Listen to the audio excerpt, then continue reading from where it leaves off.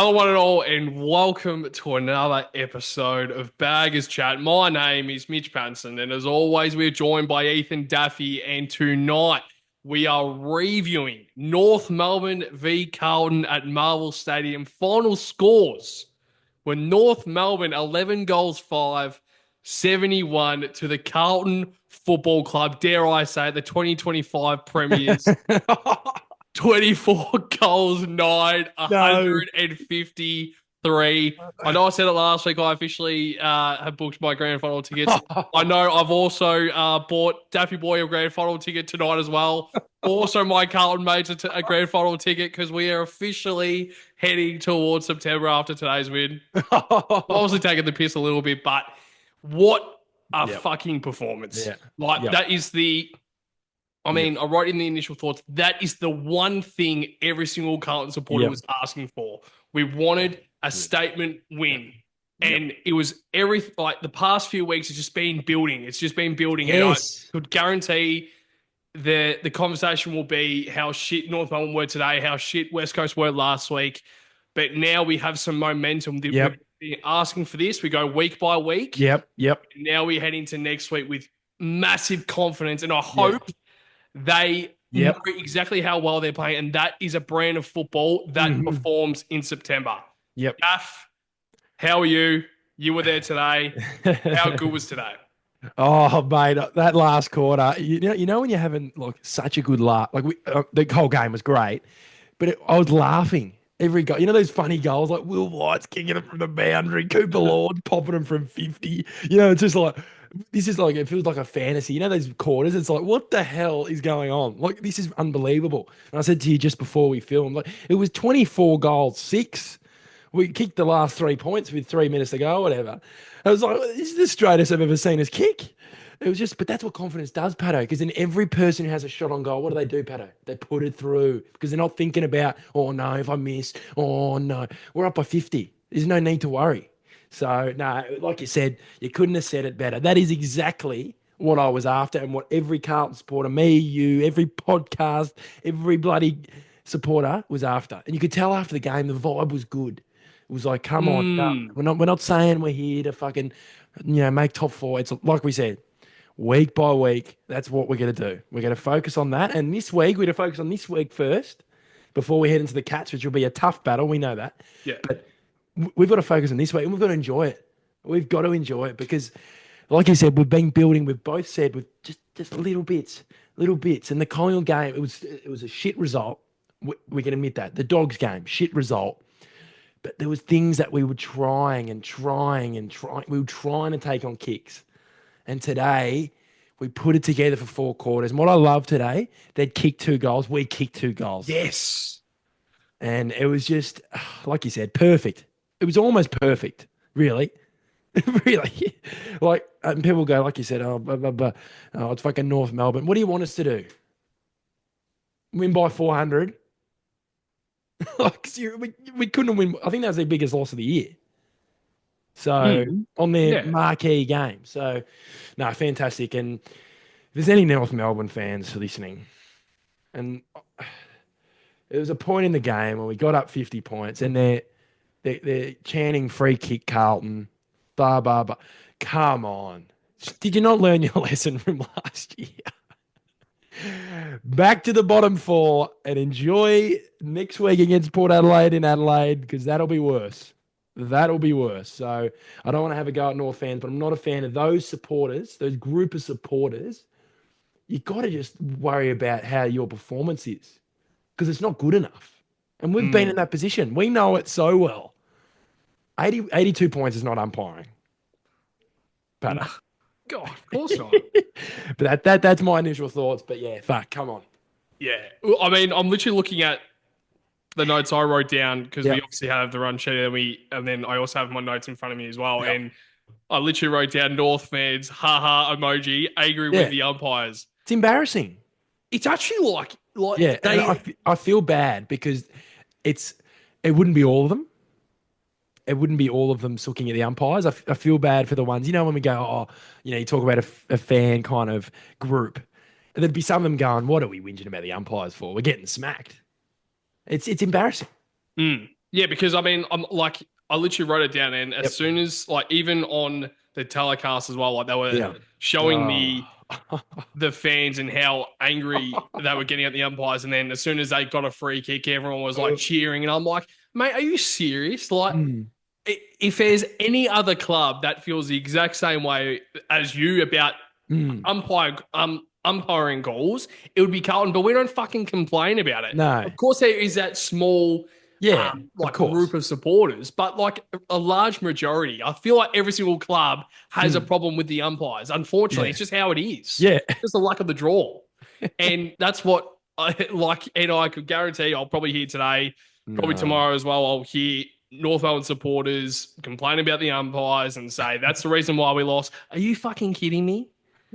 82-point loss, and you're blaming the umpires. My Win, good golly. win a hard ball in the middle, maybe. Yeah. You get all these, Wardlaw's back.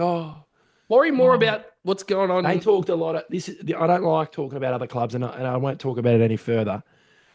But before the game, I was just seeing Twitter posts, comments going, they're vulnerable. We've got it in the bag. George is back. Larky's going to kill Weeder. Where are they? And I said, I put my balls on the line about the Zerha thing. Where was he? Where was he? He's missing again, Patto. Every year at this time of the year, he's missing. That's all I'm going to say about North Melbourne because that's all they fucking deserve. And we also mentioned about how they're very poor. The small defenders are very poor defensively, Oh, and like that shows tonight. Like, I mean, there's no disrespect to our small forwards. I thought they were very good they were tonight, but good. they They were good. made Will White look like a fucking Brownlow medalist, and he's in his third game. Yeah. So credit to Will White, and it shows Oh, that credit. Yeah. why he's so great in this side, and he brings the intent, brings the pressure. Yep. Great to see that he's a Carlton supporter. He knows what it feels like to Yep. lose crucial games, and he wants to win because he is a Carlton supporter at Yep. heart. Yep. And him going out there and performing the way that he did, absolutely fantastic. But I know we've Oh, touched on a man. few things already, David Yep. Boy, but we'll just go into the initial thoughts. Before I move on, Teddy, I'm looking at myself and I'm like, fuck me, my face is red. So I'm just gonna say I'm looking like a tomato. I'm sorry. I somehow He's got a bit excited, the Patto. I somehow got burnt today, Duffy boy. It was bloody 3 degrees this morning, and I wake up Yeah, and it was a warm day. It was a warm. What's going on with but the weather? it was cold this morning though. Yeah, what's going on though? Like Yeah, I I'm know. It's wearing like hot and shorts and a cold. polo in April. Yeah, I know. I need to Like, use all my Carlton merch, all my jackets. I'm not using them, Patto. it's I crazy. might have to sell them. I might have to sell them I'll put the link in the down below of the Facebook Marketplace. But like, I literally got home and I'm like, fuck, why is my bloody forehead red? And then, like, I mean, I know I got a little bit excited at the game, Duffy boy, but I'm not too sure. So, yeah, I mean, obviously, the initial thoughts. Yep. Yeah, holy moly, that was an absolute statement. Exactly what we were looking for. We've touched on that already. But yes, we beat North and West Coast, but today was a different type of style. Yeah, yep. And also, like, small ball actually works. It actually works. Like, and then you bring in Harry Mackay. We didn't have Harry. We didn't have Harry. Yeah. And then I feel like eventually when Harry Mackay does come back in, that will be another conversation with what happens with Lewis Young. Gonna be stiff. Lewis Young was so good today, and I feel like the reason why he was really good is because he was at second tall. Yes. But also, they don't really have a great defense. But as a second ruck, he is the perfect choice as a second ruck. And I don't know where he fits in, but I feel like you have to fit him in. I feel like you have to find a way to fit Lewis Young in because I just think he's crucial. Also, the real test will be next week, as we've already kind of mentioned, against an established side like Geelong.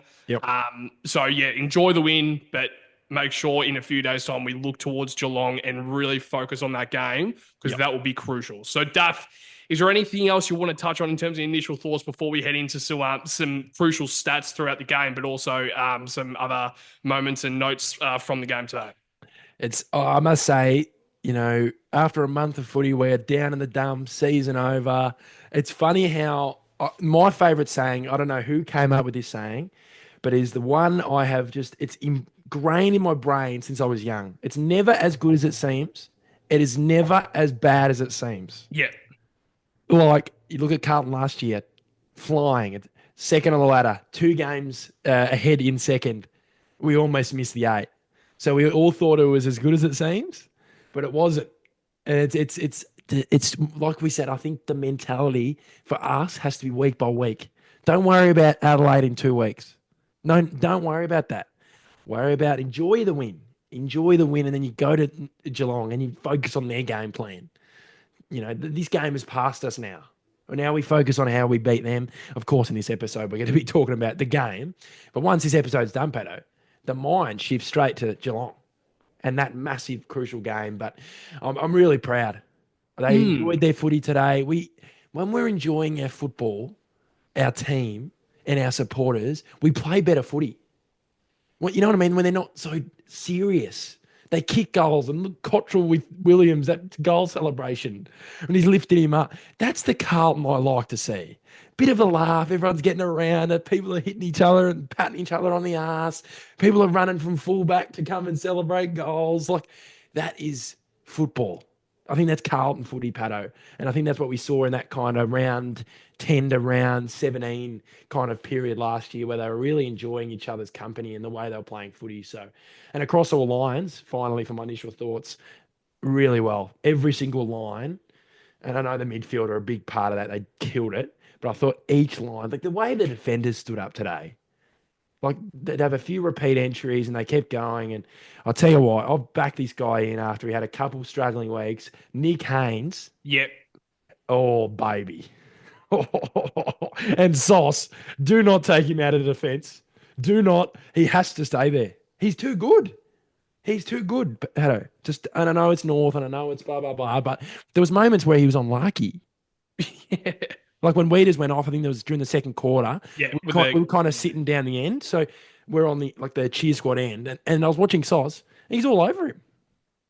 And the Coleman medalist we're talking about here. So it's fantastic to see. Everyone playing their role. Yeah.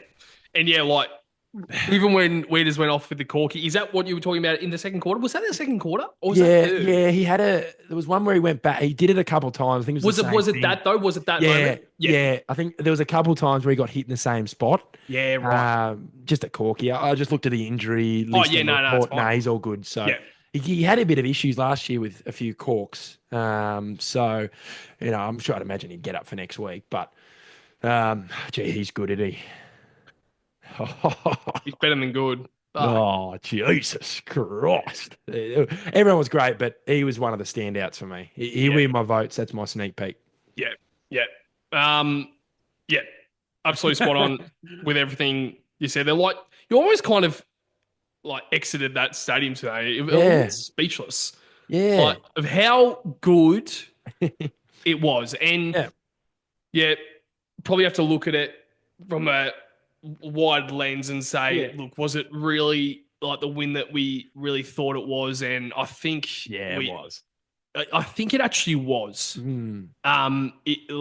Yes, North Melbourne are not the greatest side, but they even mentioned it on commentary, I think, when I got home. And like they were actually speaking about how like this, like it just feels like North Melbourne was solid. I mean, they still scored 71 points, but just as soon as the game was there to be won, we just grabbed them by the nuts. I love that saying. Grabbed them by the nuts and just pretty much 100%. Yeah, you're right. We absolutely killed it, and like in that last quarter as well, when they kicked the first two, we were all be like, oh no, oh no, like Luke Parker. It was literally I think a minute and a half into the quarter, and they already kicked 2 goals. And it was like, but straight after that, instant response, immediate bang, bang, bang, bang, bang, bang. Yeah, and it was like bang, bang, bang, bang after that, and like that's exactly the type of side we want to be. Yeah, and I don't want to get too ahead of myself because it was against North Melbourne. But come on, finally we're heading into next week with a bit of come on, mate, a bit of optimistic. What we need. A bit of optimism because we can head into. I know that we play the Cats on the Sunday, so there's it's pretty much a 9-day break. So there's a lot of time to get yourself set. Would be very surprised if Mackay doesn't return because it is a late.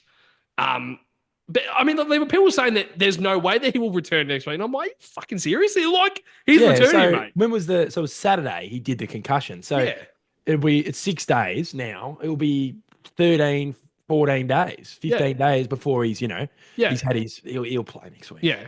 Yeah. He'll play next So, week. so, so optimistic about what we can kind of bring next week. And it's not just about next week, it's about the Yep. brand. And you said it then as Yes. well. Celebrating goals. Yes. Everything though, not even goals, smothers. Yeah, but I feel Tackles. like that's always been the thing. But like when they actually kick the goals, the celebrations, like small things like with Zach Williams and Matt Cottrell, then combining together and just having a funny moment. Yes. It's just kind of like you're enjoy yourself. You're at work, you're playing like you're living out your dream. Have some fun, but obviously there has to be some sort of repercussions if you don't perform, which they obviously has been the past few weeks. But that's what I'm talking about. Just have some fun, because when everyone's having fun, what do you know? You actually play well, and you probably win the game 90% of the time. So that is exactly what we were asking for. But I guess we probably have to more like kind of look at it from a wide point of view, and heading into the next few weeks against a bit tougher teams. I think we play against Cats, Adelaide. I know that Sydney's round 10. Round 9, I think it's in Kilda as well. So there's a few games Saints are looking solid enough, but bit of an interesting one. So with Harry Mackay returning next week, hopefully, there is a certain style that we play today, and it was the small ball. So Lewis Young was down as the key forward, and Charlie moved up the ground, which I loved because you had Lewis Young back down there. But the smalls were so good today. Yeah, they were. My question to you is, do you think the reason why they performed so well is because there isn't enough talls down there, or purely is it really down to how poor the small defenders, like they even mentioned that Caleb Daniel on the commentary defend. He does not know how to defend. What's going on? What's going on there? I watched him, Fisher, Zach Fisher, Percher, also Darcy Tucker as well. I was watching them all game, and they just weren't nothing. They weren't. The main thing for me was not switched on at the inside 50 stoppages, inside our forward 50. Yeah, because we often give up those goals. Sometimes, like there was earlier in the year, we gave up those goals, but they just kept doing it. It was just repeat. The same blokes doing the same things. But I knew straight away when Durden kicked the first one, I was like, "Oh, we're on here. Yeah, we're on here." You know, those little ones when the ball hits the deck, we're first to it. We haven't been doing that the last, the first 4 weeks. We have the last couple of weeks, but in terms of what it comes down to, I just think it's our ball use going forward. It's dangerous. We're putting it into the hot spot every single time. So if the ball gets the ground, they're not shallow entries. They're not. You're kicking it 30 metres from goal, 25 metres from goal, inside 50. Ball hits the deck, Patto. The defenders start scrambling. You watch us sometimes scramble. Every team scrambles. When you put it in that spot, I watched John Longmire on Fox Footy. They have a very good segment. So if is anyone watching, that is the best segment in footy media this year. I think every Wednesday, I believe. Yeah, Wednesday, yeah. And they're talking about, I think it's like the hot zone or whatever. It's 60 from goal. And I watched Carlton this today, and would be 80 from goal. We wouldn't even look inside 50. We'd try and kick it 50 to 60 from goal, then go in, Patto. Then go in. And it doesn't matter the opponent, because if we do that against Geelong, we will find a way to get opportunities. Like Longmire did it for Sydney, and what do? They make grand finals every year. They make fun. I know they didn't win the premiership, blah, blah, blah. But he coached a good team. He got the most out of his players. So that's what I saw today. A massive. That's what I saw in terms of the small forwards. Because if you got your good forwards leading up at it, Charlie, whatever, Cripper, Young, didn't matter who, Zach Williams at points out of the goal square, ball hits the deck, Patto. Who is there? Who is there? And I thought our mids were really good inside 50 as well. I thought they impacted the game, because we always talk about how they crowd the forward line. But if you're going to be in the forward 50, you got to make an impact. And I thought George Hewett was inside 50 a lot today. Little hands, little thing. He was best on, obviously. But that helps the small forwards get into it too, when you see your mids working for you. Yeah, like Adam Chera, the same thing as well. Jesus. And Walshy was a little bit quieter, but still having a little bit of impact. Yeah. But he doesn't need 30. No, of course not. But yeah, I mean, Matt Cottrell as well, his ball use is so underrated. I didn't actually realise how good his ball use is. How about the one to Cooper Lord in the last quarter? Yeah. He was on the wing. And instead of going long to the one-on-one, which he could, like, I wouldn't even have been against it. Instead, he waits. He waits 2 seconds, Patto, which is not long. Looks inside, 45, bang. Yeah. And yeah, like that was the exact moment when I just thought Yep. this guy's pretty much our wingman. I think he has to be. And yeah, I've liked how he's played a little bit more up the ground now. Yeah. And he's kind of isolated now from that forward line. Like, of course, they can still make an impact, but I like how Blake Acres is now Yes. that player. Like, we miss Acres so much. I mean, like he only missed last week, but I probably would like to see if what would happen if Acres is out for a while, because I don't think we could really manage without him. He's so important, and he does the defensive running where he literally would be in the back line, and they mentioned it on the commentary as well. Yep. So he was in the back line, right? Yep. And it was when Charlie had that shot on goal, and like Acres was like in the goal square. But I don't reckon there's a single player in the competition that gets more. Yeah. So much space inside the 450, pretty much in the goal square, because no one knows where he is, because he's just like, he's so free. They lose him. Yeah. And like whoever it would be, probably like a Dylan Stevens was probably on him. Good golly. Endurance wise though, I think Acres I'll probably check it later on about how many Ks he actually ran, but I just reckon he was fantastic, and like small things like that proves why he's so important. And Sam Doherty didn't even play today. So now there is a bit of, like, we can actually see a bit of light after Sam Doherty. And I don't know how he gets in. No. I really don't know how he gets into this team, because you've got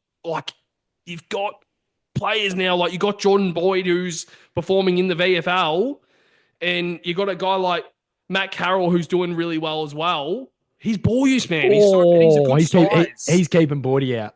Yeah. So that's probably the only thing I can see today, potentially switching, because I just think Jordan Boyd's too good to be playing VFL. Yeah. So it's a funny one, but you can't drop anyone after today. No. So if this is the team that but also we have got to bring in Harry. Yeah, I feel like it's going to be a stiff one for Lewis Young. Yeah, I think he's probably. I mean, it's honestly, so stiff. Yeah, it's so stiff. But it's a good problem. Yeah, he's ready to go. We know whenever he plays now, whether it's defense, forward, in the ruck, Patto, we know what Lewis Young is going to do. He's going to give it 100%. That first quarter, he had 7 touches and a goal. What the hell? Like that was his best quarter of the season, like best half of the season. He was good all game, but that first half, he was picking up balls, giving handball receives. Like, what are we watching here? Jason Dunstall, Patto. Like, really, like it's great to see, because you look at the other teams, whether it's Brisbane, the way they won the premiership, they had other guys stand up. Yep. Logan Morris joined the team, like the 22. Halfway during the year, he stood up, played a role in the grand final, kicked a couple goals. I know that grand final was, whatever, but still, you need those guys that play just a little bit better than their, average game to win your games. And yeah, Matt Carroll. Oh, he only needs 10 touches, Patto, and he hurts the opposition by foot. He hurts them. That is exactly what we've been crying out for. He doesn't need 50. Like, Sheasel had 32. We'll say it again. I did not see him. He had 32, Patto. 32. And I reckon Carroll, what did he end up with? 15? I'll actually check right now. I'll look now. Carroll had 14. 14, and I reckon 11 kicks. Sheasel 32 touches. Yeah. I couldn't. I was walking home and I went to my old man. I went, Sheasel had 32, and he goes, get fucked. Like, not having a go. He's a great player, but that's the difference, Patto. Carroll is an impact footballer. Defend first.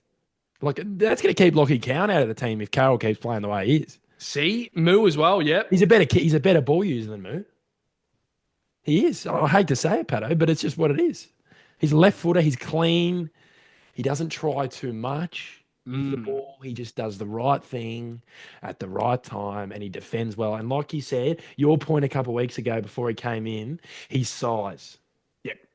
Just a little bit taller than Boyd, and he can defend a taller player. That's what's the difference for me with him. And that makes me a little bit more comfortable knowing that our players are actually developing. Yes, because there's been a lot of conversation about like Harry Lemmy. There is a lot of players that aren't developing to how we want, like Jackson Yeah. Binns. There's obviously a few others out there that aren't developing to what we probably would like. I know that we look back to a few years ago with Paddy Dow.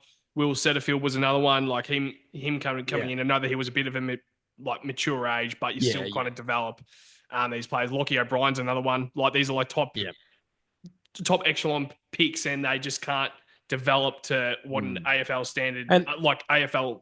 Sorry. Yeah, no, I agree. And some of them are just not up to it. We've almost got to accept that too. Like we talk about development. Sometimes the pick's wrong. We picked the wrong bloke. And, we talked about Lemmy. Lemmy was better today in the twos. He kicked 3, had 15 touches or whatever. But sometimes it's just the wrong guy. And you look at Essendon, who are losing, thank fuck, right now by 3 goals. But they've had issues with picks.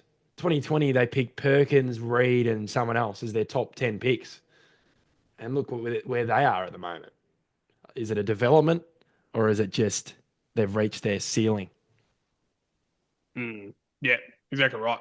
And yeah, like the way that I say it is more like we've got a few players now that we actually do have a bit of a shining light. Like Billy Wilson was good today as well in the VFL, so it's good to have a guy like that performed quite well. And there's a few other players like a Lockie Cowan that is out of the side right now. Like I forget that Nick Newman is returning next year, and I forget that we have a midfielder who is literally one of the best in the draft from this year, Jagger Smith, who is going to be crucial next year in this midfield. I just think I'm really optimistic, and I didn't really realise how fine we actually are. Like, yes, a few weeks ago we were like, we don't really have the players that, like, we don't really have the depth, but like we lose Brody Kemp as well last week for the season. There's a few players now that are just like, okay, I think we'll actually be fine. But I guess looking towards my notes, Daffy Boy, and I'm just trying to scroll through, and I'm not trying to read out the Georgie Hewett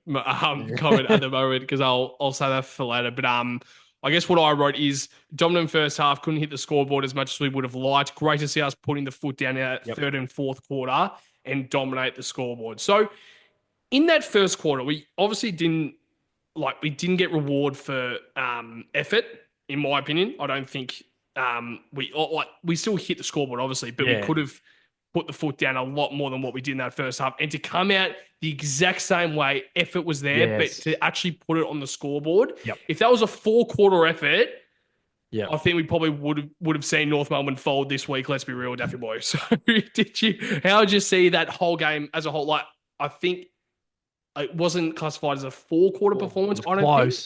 Quite close to it. Yeah.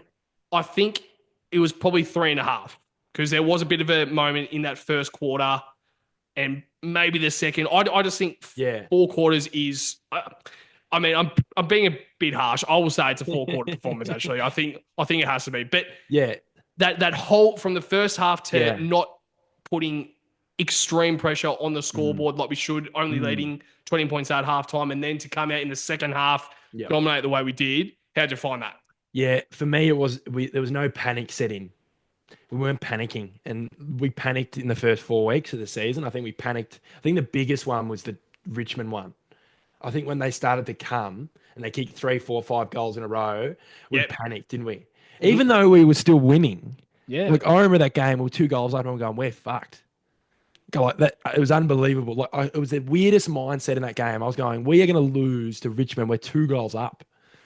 But in this game, when they kept hitting the scoreboard, I was like, no, we're going to get it back. Because they're not panicking. They went straight to the middle. You saw the mids talking. You saw the ruck talking, going, we're going to go here, here, here. I thought Tommy's ruck work against the good ruck was good, especially in that second half. The biggest one was in the third quarter, the tap to Chera who runs through 2 North Melbourne guys through the guts. Yeah. There was, all the North Melbourne players were on the... So for Tom's side, it would have been his left side. They're all there. The ball is this way. So the bounce has gone kind of on the left side. If he lets this go... they go out. If he taps it down, they go out. He taps it with his left hand, caresses it straight to Ches, who was in the perfect position, goes, and we get a goal out of it. So those are the moments I love because they just set up in the middle, knowing we were beating him out of the middle. The time will come for us to get our next goal. And it was just, and that was the whole across the board.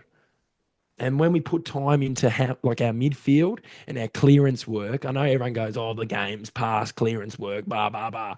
But when we win our clearances, doesn't have today was ridiculous. I think the numbers are.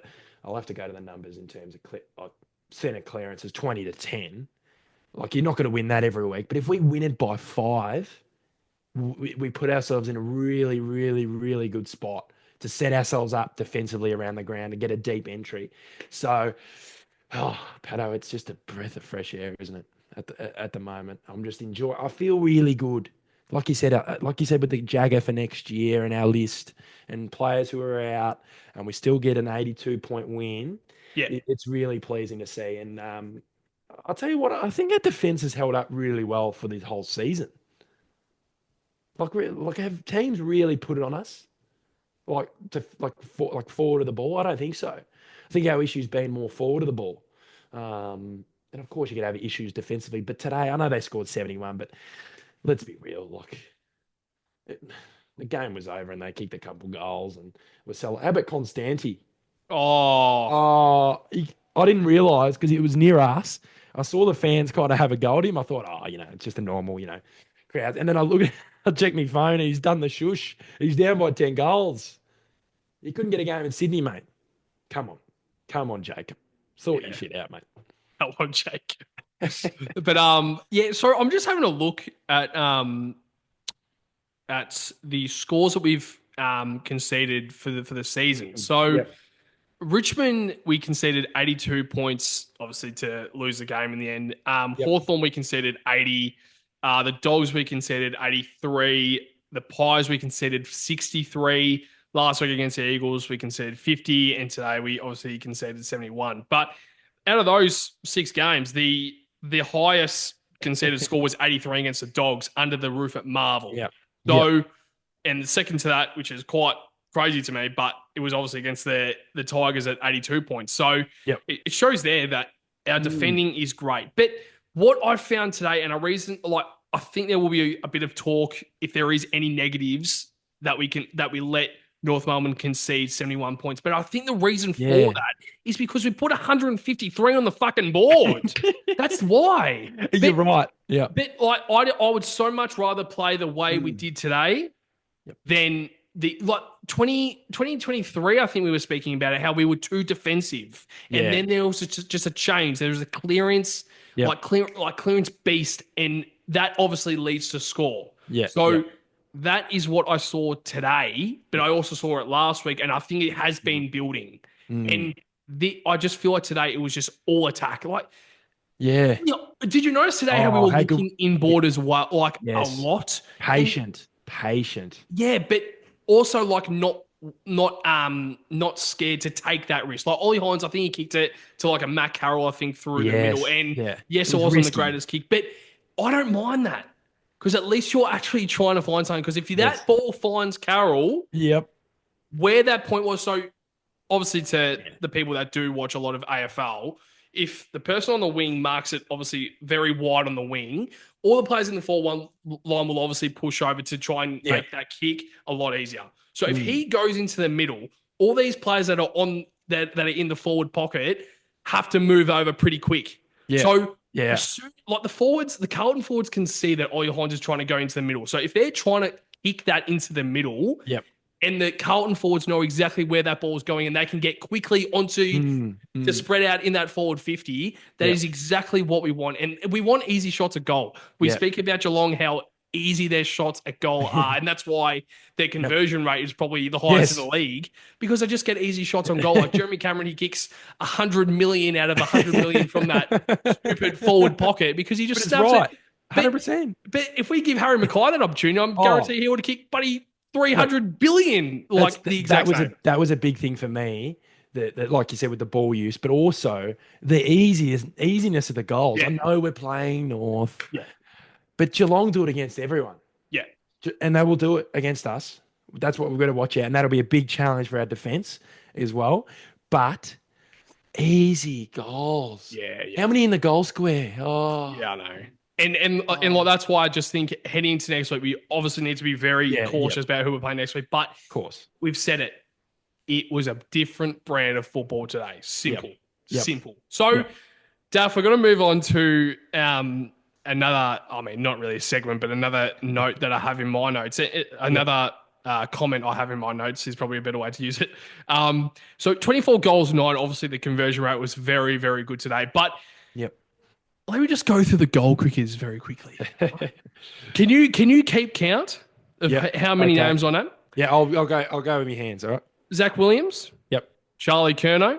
Yep. Will White. Yep. Jesse Motlop. 4, Cooper Lord. 5, Corey Durden. 6, Lewis Young. 7. Georgie Hewett. Georgie fucking Hewett. Georgie 8, fucking Hewett, sorry. Tom DeConning. 9, Patrick Cripps. 10, Adam Chera.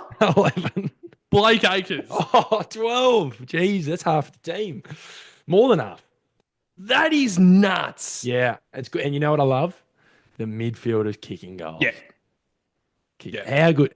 I know we're talking about all the how good it was Chera. His start of the season has been very good.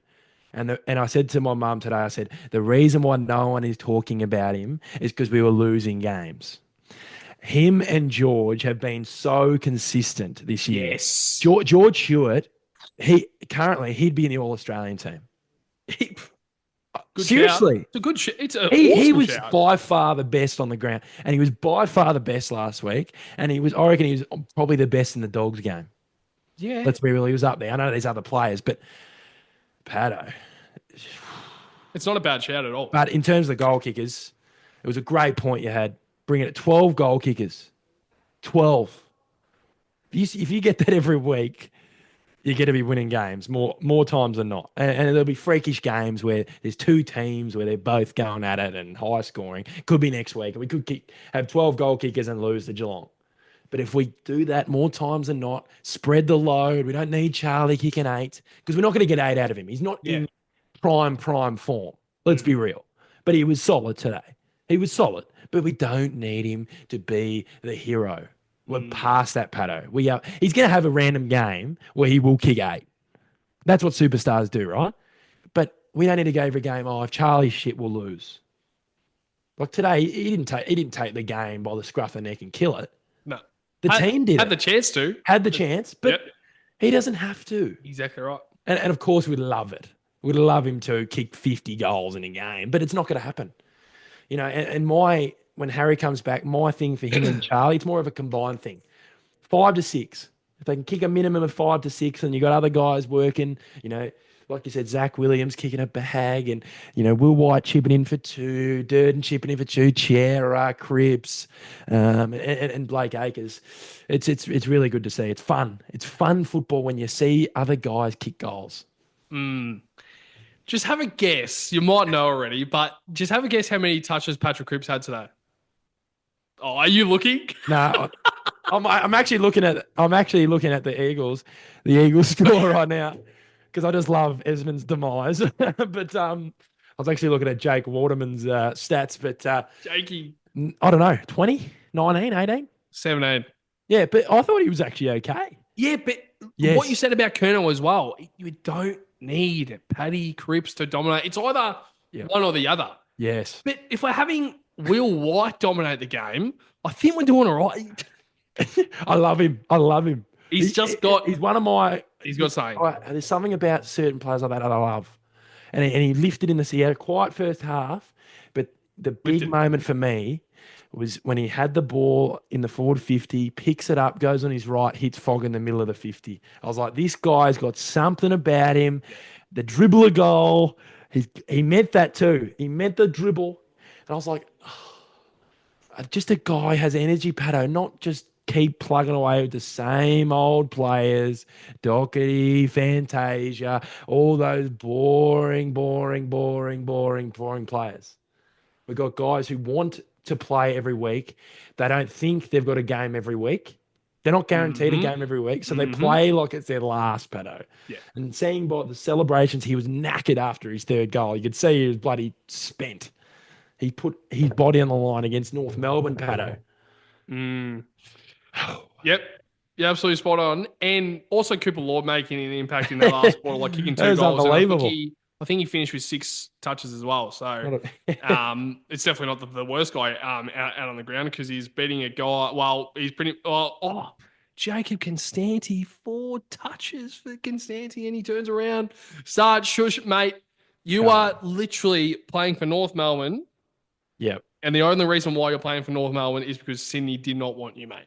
Yep. So I'm just going to leave that there. Like Zane Dersma, both subs had more touches than Jacob Constanti. And he's shushing the crowd. I don't mind if you have a shit game and you just don't say anything, but you're 10 goals down. Yeah, man. exactly. If I saw a Carlton player do that. But I feel like crap like that is the reason why North Melbourne is so shit. Yeah. They don't actually realise that they are shit. Yeah, yep. They're fighting. Yeah. Like every mark we take or every free kick we had, the extras, they're doing jumper punches. Yeah. Look, I don't mind it here and there, whatever. But every time, like, come on, man. I don't know if you saw, it was Charlie Comden and Lewis Young in the goal square. Yes. So when Lewis Young gave away the free kick and Charlie Comden didn't obviously like it. Yep. So Charlie Comden literally had, he had the free kick. He had the ball right there. Yeah, and he decides to not go for the ball and decides to go straight for Lewis Young. And Aiden Cole was like, take your fucking kick, you dickhead. The best part of it. The best part about the story? Aiden Core. you know what's bad if Aiden Core is going to tell you to take the kick, mate. But that's exactly what I'm saying. Like I literally saw it and I'm like, that is unbelievable. Because Lewis Young obviously gave away the free kick and probably didn't need to give it. But you've got a free kick. I think Harry Sheezer was free on the wing. Yeah. He would have been fuming. It's the mentality. Yeah. It's the mentality. It's like Harley Reid. Yeah. And I know Harley Reid will get that out of his system. But as a whole, like this is another moment I laughed at. So when Cripps got done holding the ball by Luke McDonald, did you see Luke McDonald? Oh, yeah. The crowd? Yeah. Oh, my God. And then he kicks it, turns it over. And I was like, that just summed up to me Luke McDonald. Like, it's you're worried more about the other shit. Yeah. You remember Carlton used to be more worried about, more worried about how our boots looked, how our fucking hair looked. Go out there. Did Geelong care? They're more worried about kicking easy goals. They're not worried about... There's moments where you fly the flag, right? If Lewis Young punched someone in the face and there's a fight. But, Charlie, just go get the ball, mate, because you don't have much of the ball. So just go and enjoy the free kick. Yeah. Yeah, said it perfectly. But, I mean, I'm also looking at the goal kickers as well. Yep. So Zach Williams and Charlie Kerner combined for 8 goals, but they both had 4 goals each. Will White, 3 goals. Jesse Motlop kicked 3 fourth-quarter goals. Yes. And I was saying at three-quarter time, I'm like, he needs to lift. And he lifted. He did. Yep. He lifted.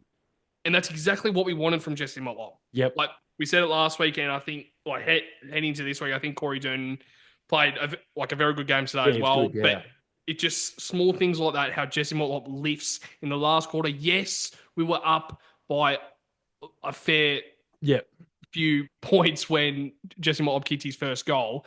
Doesn't matter for him but he showed intent the whole game. Yes, he did. Yeah. 9 tackles. Yeah, I was just looking at it then. When you said Motlop, I went straight to his name and I saw the 9. That's the intent. Yeah. It wasn't working for him getting the ball wise. Look, Fogarty, how many big tackles did he lay today? We spoke about it in the preview. How is he in this team? And I said, that is why. How many, when they're out, and the amount of times you can see Fog come across, he picks the right time and he goes, and I'm like this, he's gone. Yeah. That's Carlton football. Yeah, it is. That is Carlton football when we're at our best. That is Carlton football. Fogarty flying the flag. Ollie Holland's laying tackles on buddy Tristan Jerry, for Christ's sake. Like, it doesn't matter. It's not about the size of the person. It's the size of the fucking heart in there. And they all have it. We know it. And that's why we're frustrated with the start of the season.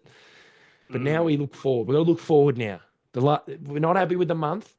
I'm hoping we just got to get back to that even ledger. Let's get back to 4-4 or 5-5 as quick as we can, so then we can hit the second half of the season well. Because the draw is okay. Our draw is okay. It's a long, long way. We could lose by 10 goals next week for all we know. But I'm just saying, we have an opportunity. It's a long, long year. Long fucking year. Yeah. I think probably in the preview, we'll probably touch on the rest of the games until our bye and probably just go through like Yeah, roughly where we kind of think. And we don't want yeah, it like we are going week by week. We yeah. know Of that. course, yeah, But it's more like we just want to see like what our expectations are. yeah, Because like I think Geelong could be classified as a loss potentially. yeah, Adelaide could be like classified as a loss, but you probably have to win those games. Like St yeah. Kilda the week after Got to win Sydney. those. Yep. Sydney are solid, but we can go over and beat them at the SCG. Don't know the last time we've done that as Yeah, well. and we've been breaking those hoodoos the last few years, so Mm-hmm. you got Yep. to beat those teams over there, and it's a long way away. And there's people listening probably go, "Oh, you've only beaten West Coast and North," but we are focusing week by week. But like you said, the expectation has to be there every week. Yeah, of course it does. Doesn't matter if we Yeah. lose next week. My expectations, we try to win that Adelaide game. We should be in that game. But that's the expect. Once you drop them, look at shit clubs. Look at North Melbourne. Like their expectations are obviously so low after shit years, but their expectations are not high at all. They can't get them high because they have not achieved that high, Patto. They have not had a good win in 3 years. You know what I mean? Like we had that moment. And remember we start the penny dropped and then look at the expectations. We start winning games and start going, oh, that's not a good win. That's where I want to get back to this season. I want to get those buggy wins where you go over to Adelaide and you scrap a win, you know? Those are the wins we can do, and it's the intent. That's all I ask for. You're going to lose games. You're going to lose games. You know exactly right. Before we do move to some stats, the Cherry and Tom DeConning matchup. Who do you think won that in the end? It was a tough one, wasn't it? It's a good one. I liked Yeah. it. I like watching those battles, Yeah. whether it's, a key forward or a key back going at each other or whatever. Yeah, I liked it. I just liked that matchup as a whole. I think they split up even.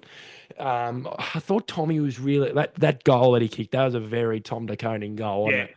Just in the ruck, just shoves it on his boot and it just floats through. Like that's why he's such a different beast. Jerry can't do that. He's different. They're different players. But I really like that matchup. But I don't think they beat each other. I think it was an even matchup. But I thought Tom's centre clearance work was better than Jerry's in terms of his impact when he won the tap. Like once Jerry won the tap, it was more a 50-50 ball on the ground. Yeah. Whereas when Tom won it, like I said with the Chera moment, I was like, yeah, he's dictating it a little bit more when he's winning it. Because you're not going to win every time. It's the hit-outs advantage. We spoke about Pitto over the last 2 years, and his stats are ridiculous when he's winning the hit-outs. So that's where I want to see Tom, get to his game consistently. When you're winning the hit-out, I want us to be going forward. I want us to be, impacting. With the Cherry not impacting, like when he gets the hitouts to advantage, not North Melbourne not taking advantage of that. Do you reckon that was down to our midfielders though? Yes. I think George is the perfect example. Yeah. He never plays the game too ahead of himself. He's always prepared to work the other way. Yeah. So honestly, as a midfielder, I reckon your thinking should always be you're going to almost lose it. Like, I know you want to play proactive, but you see some teams, I saw them today, thinking Jerry was going to win some of the contests and they're preparing to go forward and we're out and, we've hit Charlie on the tit and, there's another centre clearance coming up and they're probably going, oh, fuck. So it's about both ways, really both ways. That's what good midfielders do. You look at Josh Dunkley, he gets 10 tackles a game. See? He gets 10 tackles a game, even when they win by 10 goals. So he's there when they lose. And it was really good to see it. George Hewett, I said his name again. Fuck me. He is having a career best season. And he's had good seasons at Carlton.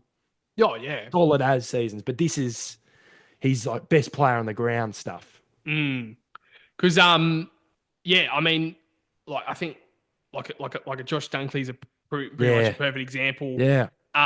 With the stats that like a George Hewett gets and a Josh Dunkley gets, they both are very similar, and you can't even tell. Like, you can't look at their stats and tell if they won or lost. Yeah. Yes. I could guarantee if we lost the game today, George Hewett would have. Well, I think his impact was too strong today to lose the game. Yeah. But yeah, you probably would expect him to get around the same stats because that's just how he goes about it.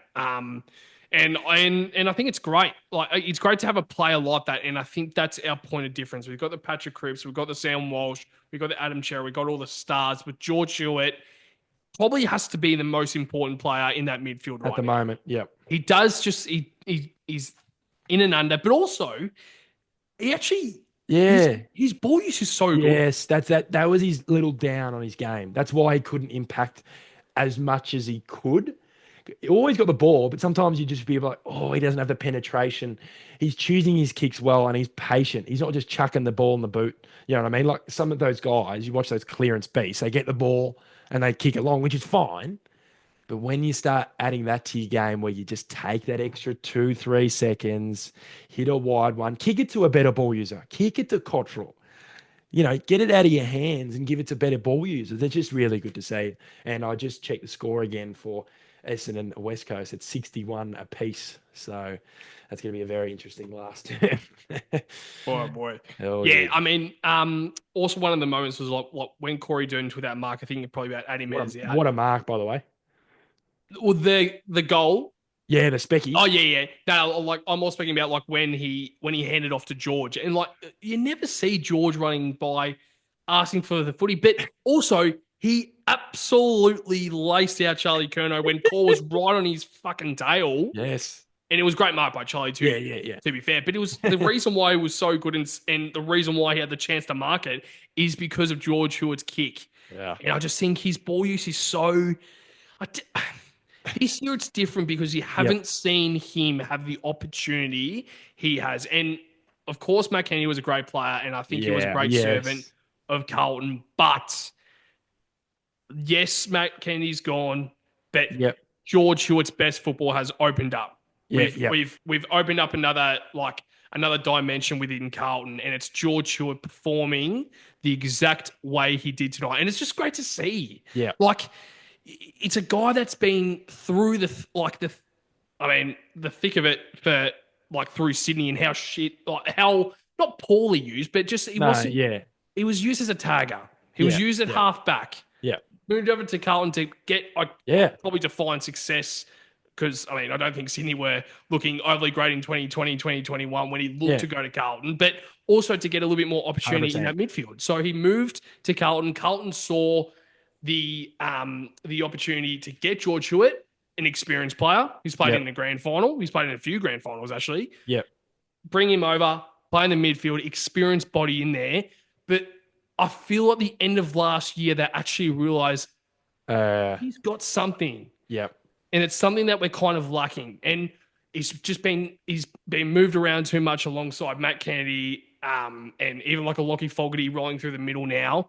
But now we don't see Lockie Fogarty roll through the middle as much now. We're seeing Jesse Motlop roll through the middle, which Williams as well, yeah. I like it. Yep. I like it. And I do like it. But now George Hewett is only in the centre bounce of tennises. Yep. Like, yes, he's playing as a high half forward if he needs a rest because we need to have a bit of a change in that centre bounce, like the lineup in the centre bounces. But other than that, George Hewett just take a bow. He was so good tonight, and I'm so happy that he's been able to find the football that he has. But before we move on to the votes, Daffy Boy, I just want to go through some stats. And marks inside 50, 5 marks to 15 in Carlton's favour, which is just big. Crazy to see that. Contested marks, 4 to North Melbourne. Carlton, 12. That's big as well. Like that's actually quite big. But the last one that I thought I would say is the inside 50s. North Melbourne, 39 to Carlton, 64. Yeah. And I think our overall, our 2025 average was 59. Yeah. We beat that by 5. But that just shows that we have had that many inside 50s before. Yeah. That's a difference. And it is lowering the eyes, easier opportunities, and making sure you can actually convert on goals. So before we do move to our vote, Staffy Boy, how did you find all that? Like inside 50, our forward attacking, the attacking play today was just something that we haven't seen since probably round 15, round 16 of last year. Let's be real. So how did you find that, and how much of a difference was it today? The difference for me today, every time we got an inside 50, I thought we'd hear you go. Yep.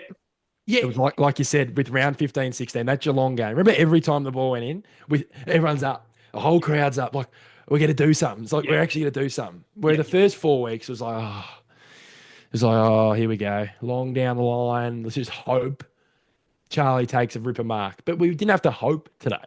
Like, and you said the inside 50 numbers, which is fantastic.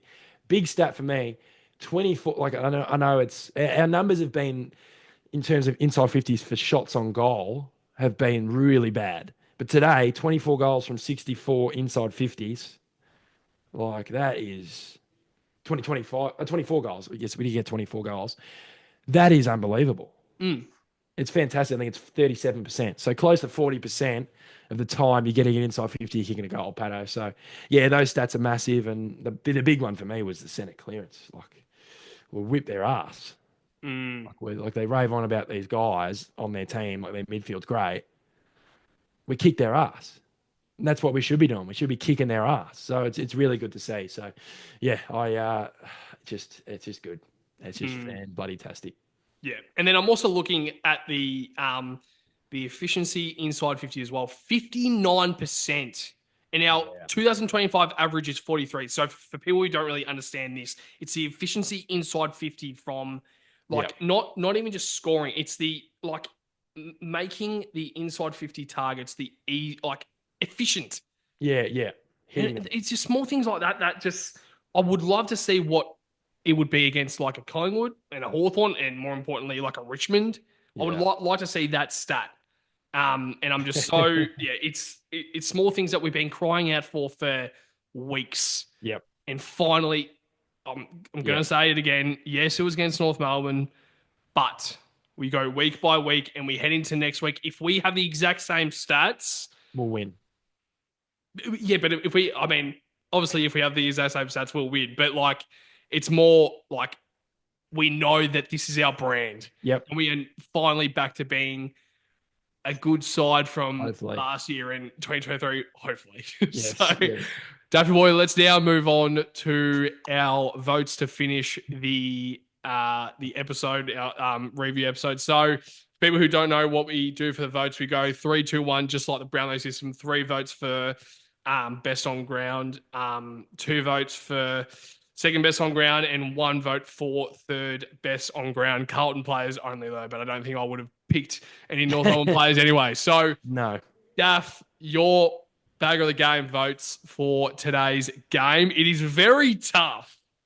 Very tough. But what have you got?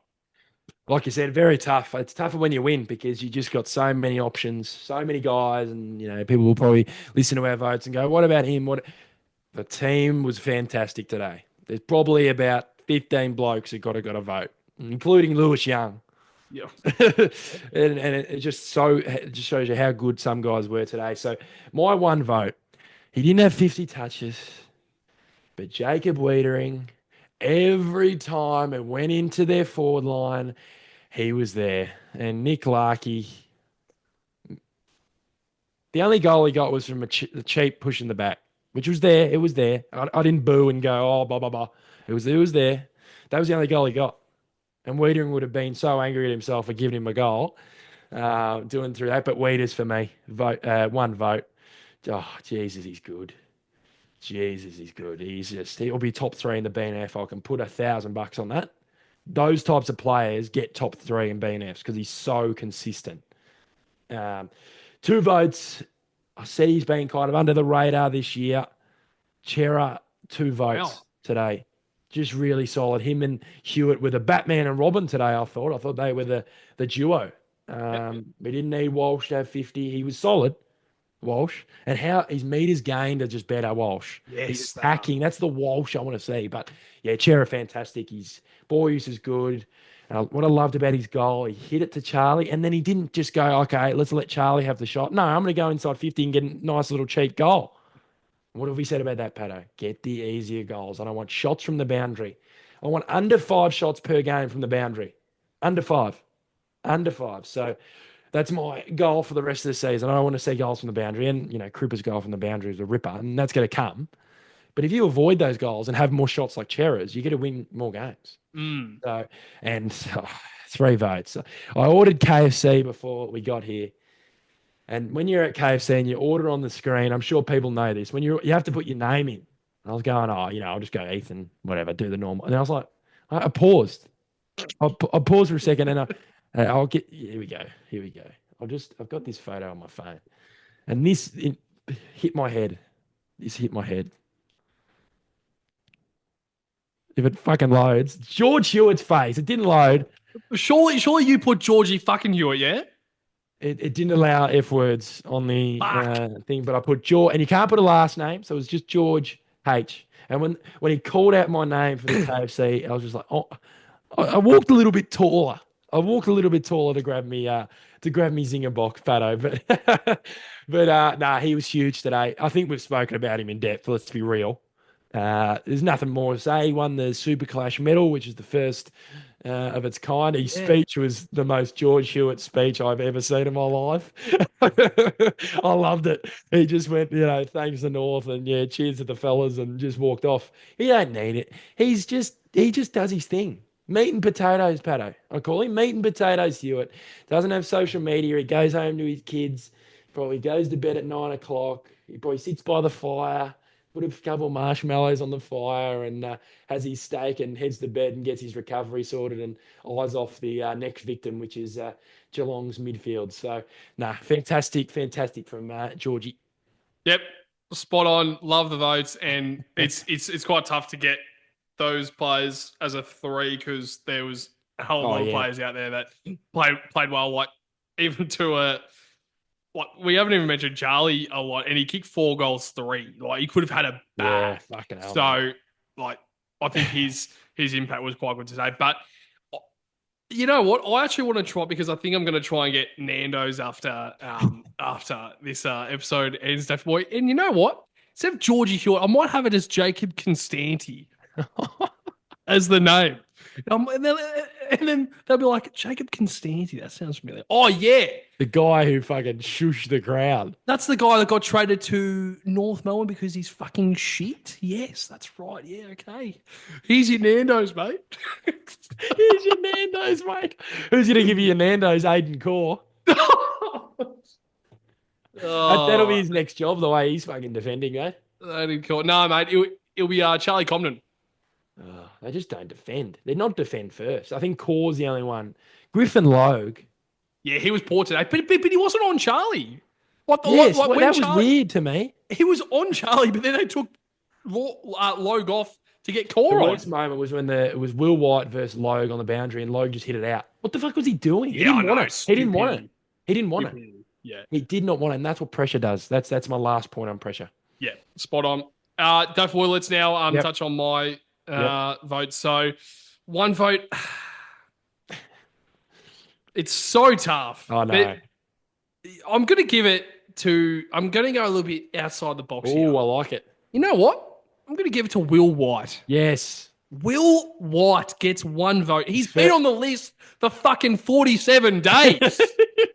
And he gets a Baggers Chat vote. Not some players don't have a vote yet, and he has got one now.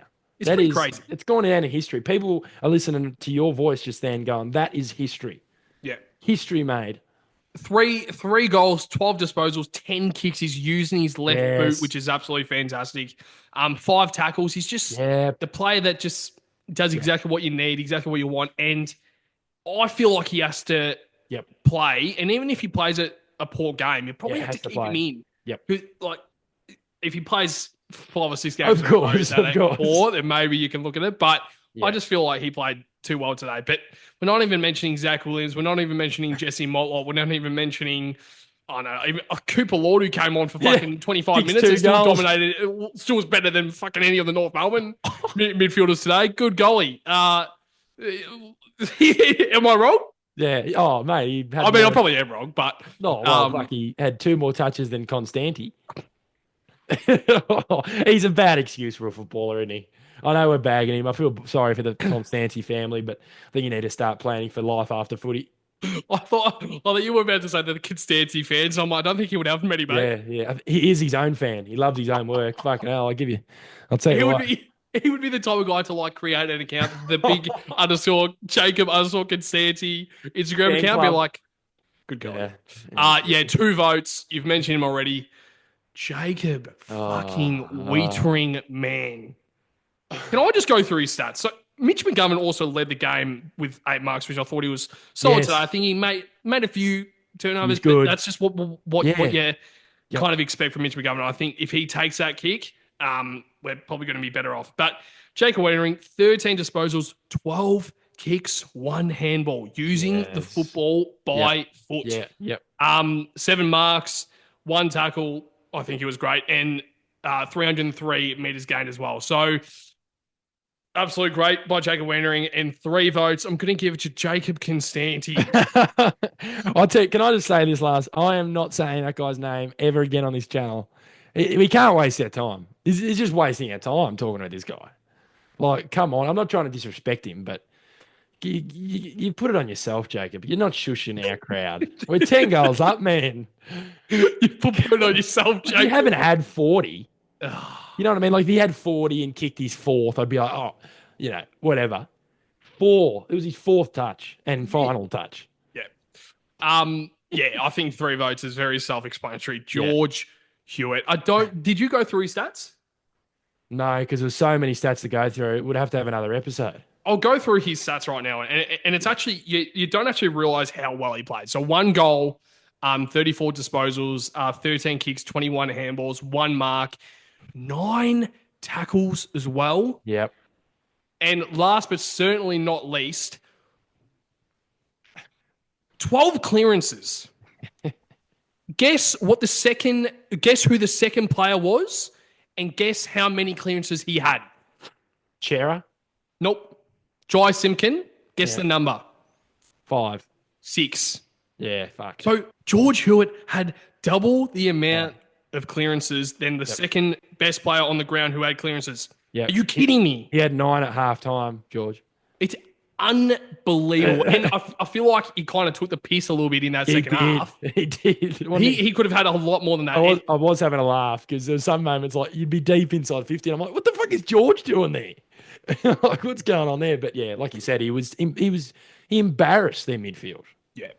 It's crazy how good he is when he gets the opportunity. And yeah, I mean, we've touched on it a little bit in the episode, but I'm just so glad that he's had the opportunity now to kind of play a bit of football continuously. And can I just say also, he's still young. Yeah, he's 29. Yeah. He's 29. Turns 30 in December. He's a December baby, so.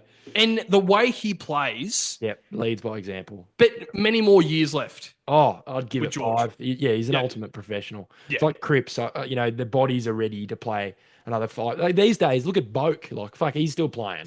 Exactly right. We expect guys to play a little longer. Of course, when you get older, you're not going to expect them to peak. Yeah. But I can just I love having guys who are workhorses in the middle. Like Chera's an ultimate professional. Rolls up there. He's not flashy. He just does his thing. And he can be flashy. Yeah. He can be flashy. Yeah. But I just back these guys in to just do the job. Yeah. And we're going to critique them when they don't do their job. Of course we are. And, there was weeks in the start of the season where we spoke about that. But we've got to give him credit. And my last point of the episode. When we lose, we critique the coach. But when we win, we don't praise him enough. We've got to meet in the middle as fans. And when I saw him walk off the ground, the crowd was giving it in a positive way. It was great to see.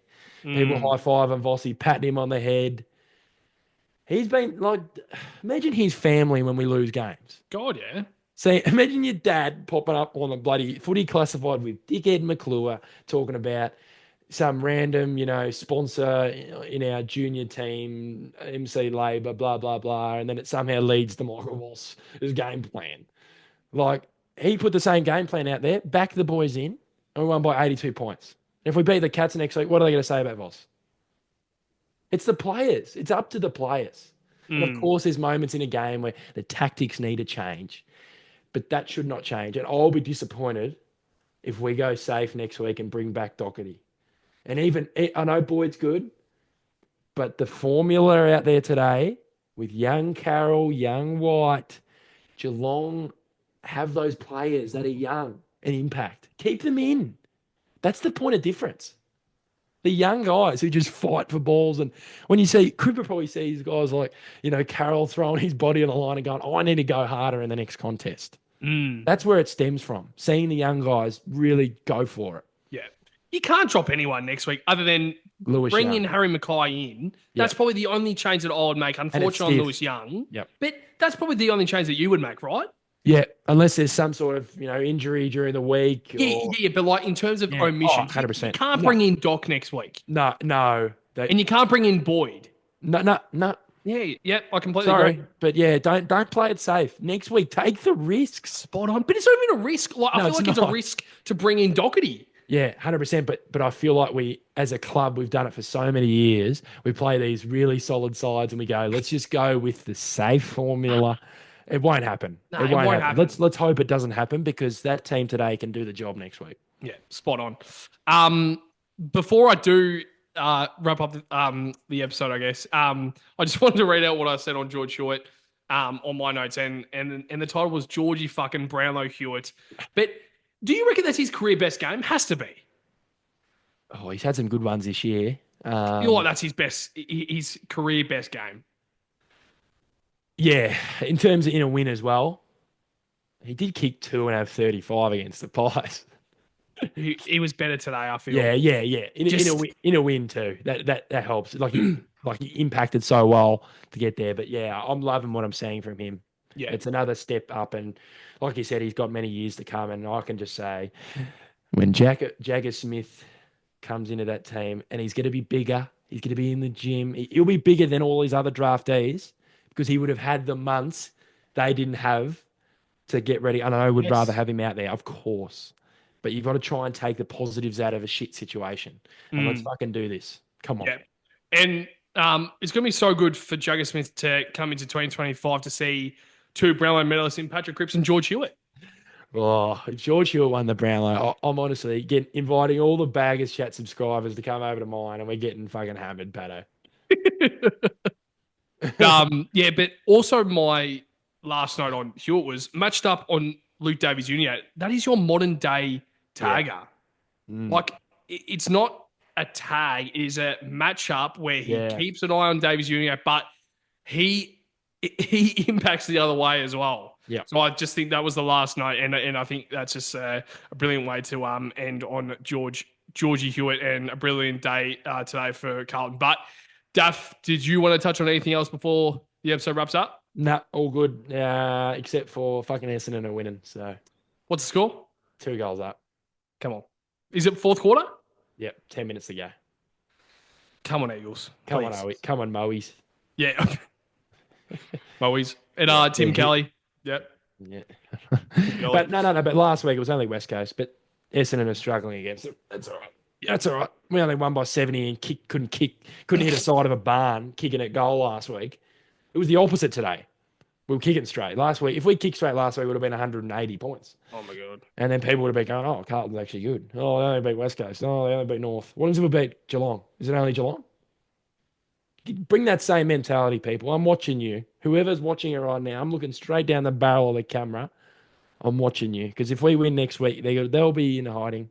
And I've got a good mate who's a Cats fan. I like the Cats. I respect them. And it's going to be a tough game. But